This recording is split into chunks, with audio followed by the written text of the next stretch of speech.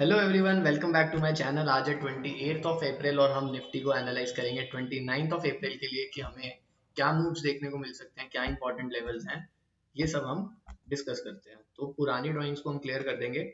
Let's switch to monthly time frame again. और अगर आप मंथली टाइम फ्रेम में देखोगे तो हमें Nifty completely bullish move show कर रहा है इस टाइम विद लिक्विडिटी, जो ओपनिंग क्लोजिंग में हर वीडियो में बात कर रहा हूँ।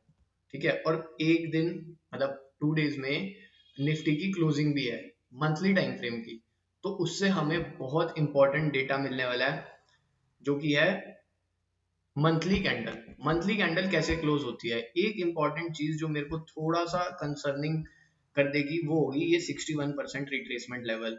मैं एक्सपेक्ट कर रहा हूँ कि मार्केट इस लेवल को भी ब्रेक करके इसके ऊपर क्लोजिंग दे दे, then we are good to go, बहुत अच्छी क्लोजिंग मिल जाएगी हमें।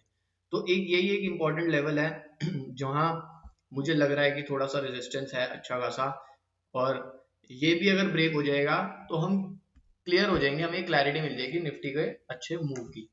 तो अगर आप देखोगे तो उसी लेवल के आसपास वीक का भी जोन है। तो फिलहाल मैं ये डिलीट कर देता हूँ, हम स्मॉलर टाइम फ्रेम के हिसाब से अपने जोन्स मार्क कर लेंगे।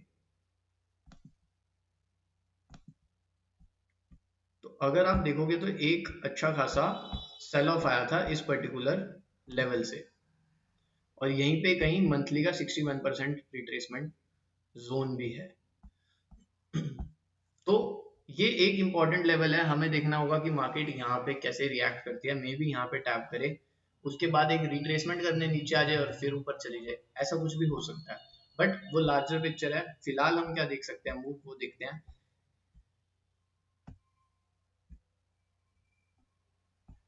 निफ्टी ने यहाँ पे एक परफेक्ट गैप फिल किया, इसे सपोर्ट एक्ट किया इस पर्टिकुलर जोन को,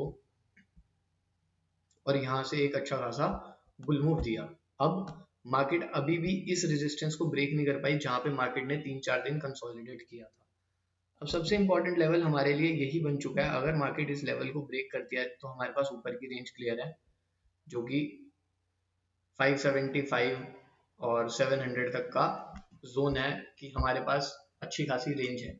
उसके अलावा हमारे पास बॉटम के लिए यही एक अनदर लेवल है जो कल हम देख सकते हैं। अगर मार्केट नीचे आती है तो सबसे पहले हम इसे ही इंपॉर्टेंस देंगे। 4 आवर टाइम फ्रेम में भी एक बार देख लेते हैं।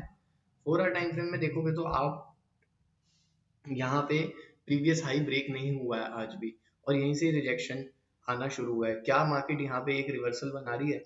अगर रिवर्सल बना रही है तो जब इसकी नेकलाइन ब्रेक होगी तो 4 आवर ईएमए का भी ब्रेकआउट होगा, उसके बाद हमें नीचे के लेवल्स के लिए हम सोच सकते हैं। बट अंटिल देन हमें वेट करना होगा। देखो, वॉर के सिनेरियोज भी हैं। वॉर वॉर तो नहीं मैं बोलूंगा, बट टेंशन है पाकिस्तान और इंडिया की आफ्टर दैट टेररिस्ट अटैक। तो मार्केट को क्या चाहिए होता है, एक तड़का चाहिए होता है। अगर उसने ऊपर जाना है तो वो ऐसे ही गैप अप करके ऊपर जा सकता है किसी भी एक एलिमेंट से।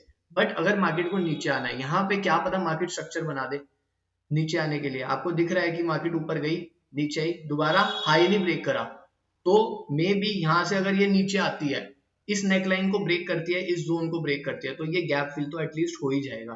पहला टारगेट ये, दूसरा टारगेट ये। तो अच्छा खासा एक फॉल देखने को मिल सकता है मे बी। और हम कोई ऐसी न्यूज आए कि पाकिस्तान से रिलेटेड, इंडिया से रिलेटेड, तो हम क्या कहेंगे कि ये न्यूज की वजह से मार्केट में गैप डाउन हुआ है या मार्केट फॉल कर गई। बट चार्ट ऑलरेडी उसे बता देता है। तो हमें ये देखना होगा कि इस लेवल पे मार्केट कैसे बिहेव करती है। क्या यहाँ से नीचे आती है, अगर इसे ब्रेक करती है तो हमारे पास नीचे के जोन्स हैं, मैं वो भी मार्क कर देता हूँ। मार्केट का कुछ नहीं पता, गैप अप गैप डाउन कुछ भी कर दे। तो ये कुछ लेवल्स हैं, आप ये मार्क कर सकते हो। फिर उस अकॉर्डिंग हमें देखना होगा कि इन लेवल्स पे हमें क्या कंफर्मेशन मिलती है स्मॉलर टाइम फ्रेम्स में, या उस टाइम पे जब हमारी ट्रेड बन रही होगी, तो उस अकॉर्डिंग हम ट्रेड ले सकते हैं। तो this was all about Nifty. बाकी देखते हैं क्या मूवमेंट्स मिलते हैं हमें। ऐसे ही डेली अपडेट के लिए मेरे चैनल को फॉलो करो, and thank you for watching.